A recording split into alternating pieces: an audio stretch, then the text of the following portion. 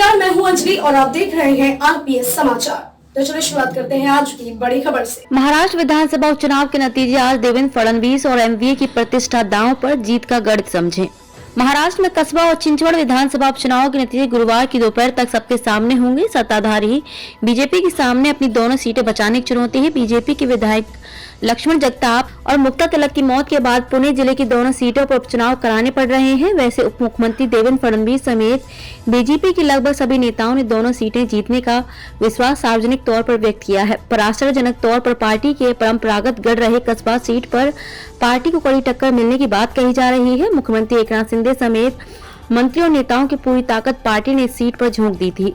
विरोधियों की ओर से चुनाव क्षेत्र में भारी पैमाने पर पैसे बांटे जाने के आरोप भी लगाए गए। 30 साल से बीजेपी के कब्जे में रही कस्बा सीट सरक सकती है, उच्चतम स्तर पर उठ रही है। इसी चर्चा ने राजनीतिक विश्लेषकों को भी चकरा दिया है। इस सीट पर बीजेपी के हेमंत रासने और कांग्रेस के रविंद्र धंगेकर के बीच सीधा मुकाबला है। इस सीट पर पिछले मुकाबले एक तरफा बीजेपी के पक्ष में रहे हैं।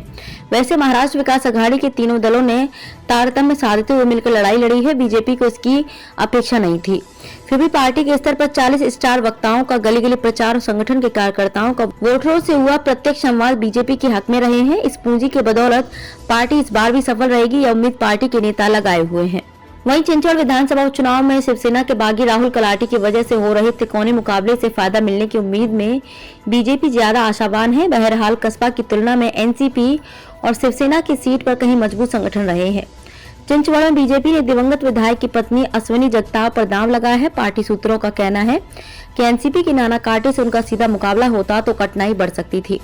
पिछले चुनाव में भी कलाटे ने निर्दलीय खड़े होकर बीजेपी के वोट काटे थे। इस बार भी वे शिवसेना के परंपरागत वोट काट कर मुकाबला आसान बनाएंगे। इस रणनीति को पार्टी के नेता कारगर मान रहे हैं। इधर कलाटे ने भी ऐसी चुनौती खड़ी कर दी है कि वे भी चुनाव में पाला मार सकते हैं। ऐसा विश्वास वे चुनाव क्षेत्र में खड़ा करने में कामयाब रहे हैं। बहरहाल दोनों उपचुनाव के नतीजों बीजेपी को लेकर बहुत महत्व रखते हैं। दोनों सीटें बरकरार रहें तो शिंदे फडणवीस सरकार की लोकप्रियता के मानक के तौर पर पार्टी इसे पेश करना चाहेगी। खबरों में अब तक बस इतना ही। मिलते हैं फिर ऐसी ही बड़ी खबर के साथ। तब तक के लिए नमस्कार और देखते रहिए आरपीएस समाचार।